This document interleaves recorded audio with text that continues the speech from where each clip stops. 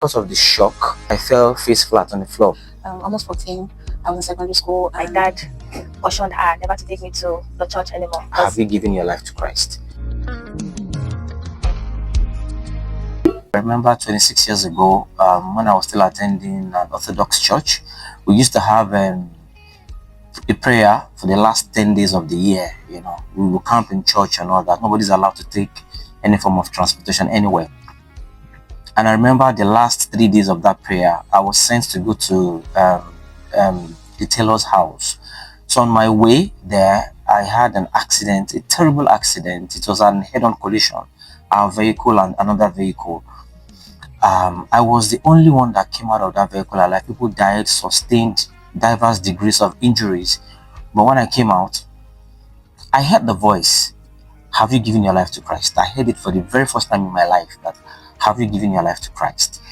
And since then, I said, this God I'm serving, I'm not going back. We're stuck together for life, and I'm still here standing, So since then, I have been saved. This is my salvation story. I was born into a Muslim family. My dad was ill at a particular time, and he gave them a condition that if you pray for me and I got healed, if your God can heal me, I will give my life to him. And to the glory of God, he got healed. We all went to church, family of 10, 8 boys and 2 girls, my mom and my dad, and my stepmom. We all went to church and we gave our life to Christ. He has helped us, he has kept us, he has proven himself in our lives, because I know where we were then and I know where we are now. I can say boldly that he is good, he is faithful. This is my salvation story. My salvation story started when I was 13, almost 14. I had a camp meeting. I'd attended a camp meeting at my school, and the school had invited an ex-student to come and preach. And I saw the fire of God in his life. I admired it, and I said to myself, I want that. I want to be that.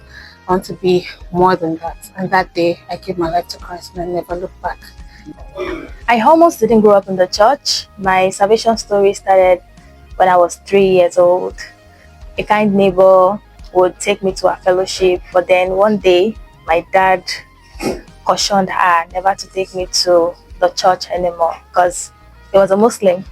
A few months after that, my dad passed away, and at this time the neighbor came back, got permission from my mom, and started taking me to church. So technically I grew up in the church.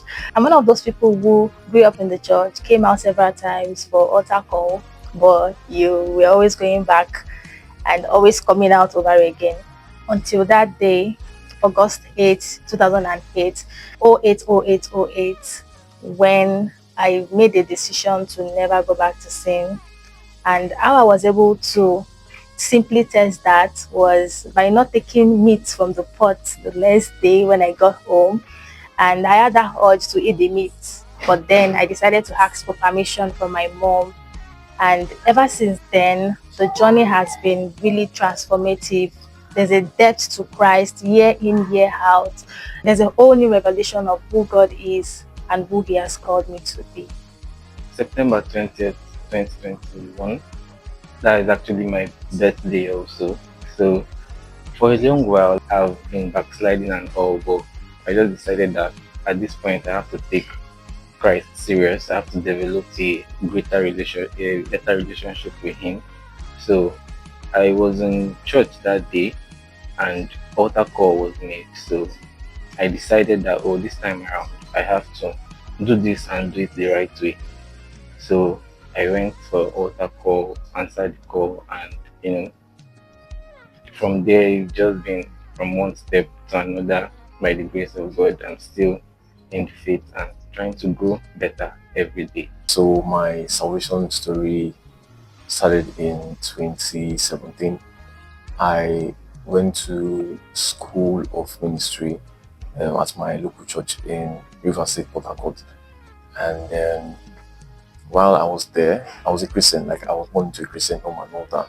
Or I didn't really give my life to Jesus Christ. But at some point, during the class, I was asking questions, about the Holy Spirit and then they were saying, okay, evidence of the Holy Spirit is speaking in tongues, and I did not know how to speak in tongues, but eventually, as I learned, and after this school of ministry, yeah, I it dawned on me that I needed to, give my life to Jesus Christ.